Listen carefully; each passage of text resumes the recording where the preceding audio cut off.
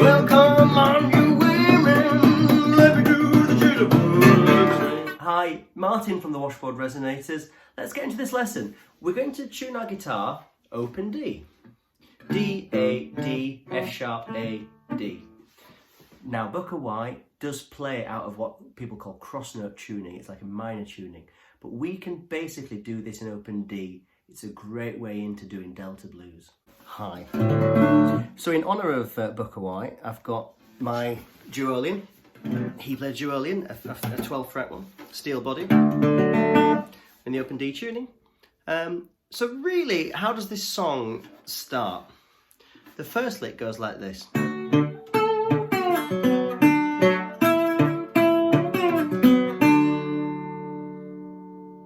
Okay.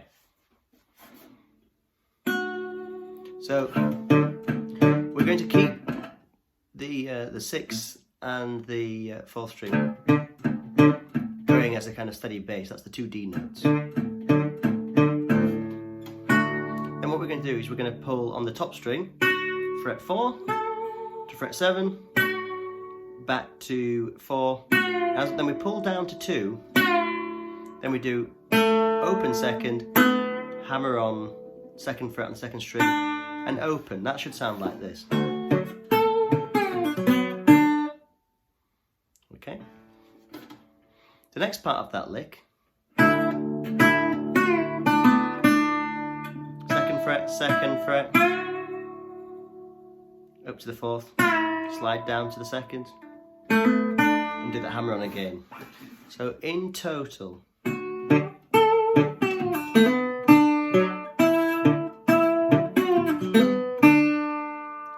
we'll call that lick 1. So before we go any further, this is where you might want to think about your arrangement. You might have to get a piece of paper and write these down. I've shown you lick 1. There's basically 3 licks, and then there's 2 different ways we're going to show you to play the verse section when he sings. Now, listen to many versions by Bukka White of Jitterbug Swing. He always mixes up where the licks come. Sometimes he spends ages playing licks, playing licks, playing licks, and then he'll just sing a verse when he feels like it, and he might do that thing he does. Well, you learn the verses, mix the bits in. So moving to lick number 2, normally Bukka White will play lick 1 twice, but not always the case. So after he's played it twice, he'll do this. He'll go up to the 12th fret. So you're basically pulling the top 2 strings and sliding from about sort of halfway between 10 and 11. Okay? You hear that? It's a bit like a train, isn't it? Then he's going to do the second part of lick 1 again. Yeah.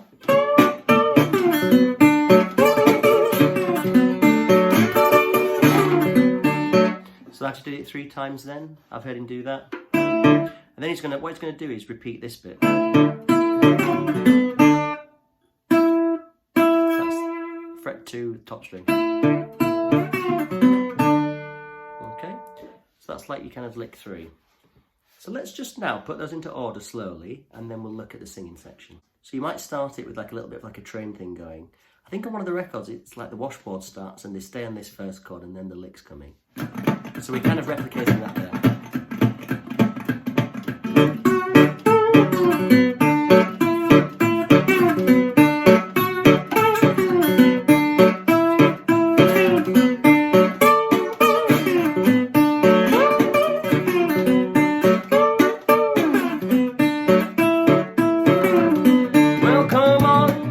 Okay, Bukka White called this slapping the baby. It's so cool when he does this, but what is it? So what we're doing here is making what's called the 4 chord, and in this song, which is in the key of D, that's a G chord. How do we make a G chord in open D? 5th string, fret 2, 3rd string, fret 1. Play them all. So basically, the way the song works, he just vamps on 1 chord with those licks when he's not singing. When he's singing, he goes to the G chord. Come on, you women, let me do the jitterbug swing. And then he goes back and does licks. the thing he does where he slaps the baby is like this. He's hitting this part of the guitar. If you do this on a regular acoustic, you could just bang the top or the scratch plate. So while you're doing that, sometimes he really gets kind of going with the arm. This is just hammering on in between.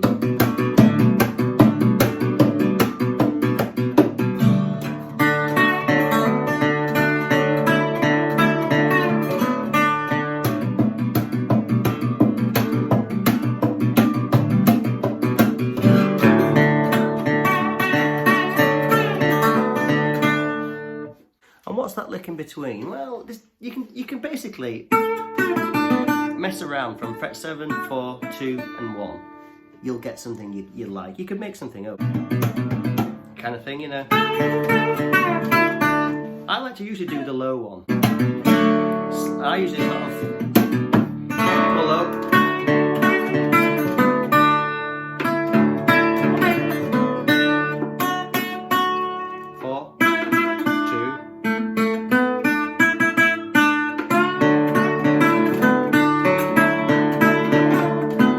Okay, another way of playing that, which gets you more into the sound of what he does on his original recording. When he's using this minor tuning that he uses, the minor tuning works that he'll hammer on and off.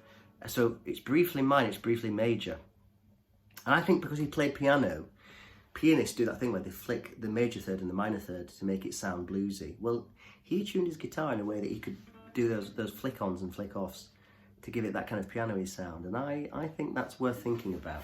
Also, a lot of Delta people did use that cross-note tuning anyway, Skip James being the king of it. So anyway, to get that kind of sound in open D, which is a much more standard tuning we use these days, you could just do it like this.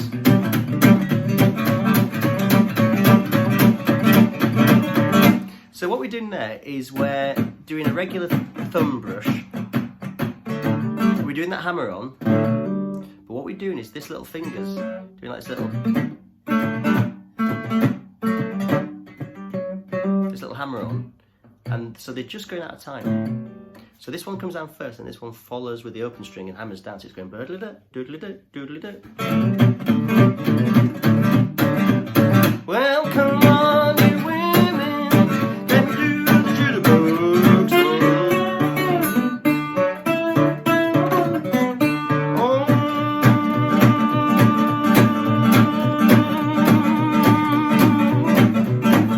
I can't stand this long.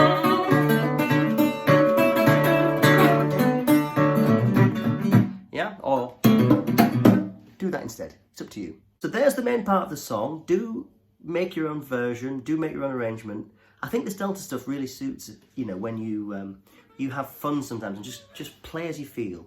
As long as you've got that solid right hand, practice this to a drum machine. Put a drum machine on with a swing set, and you can get them free on Google. Free drum machines. You Google drum machine, find a drum machine, set it to swing, find a rhythm that's a good speed. Pretend you're playing with a drummer or a washboard player.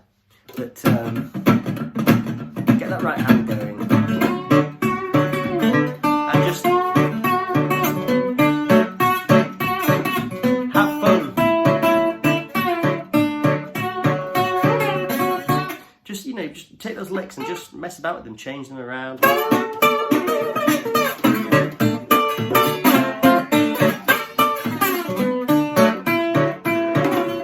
So when you do come in singing, it's got a nice surprise. Whoa, I can stand this long.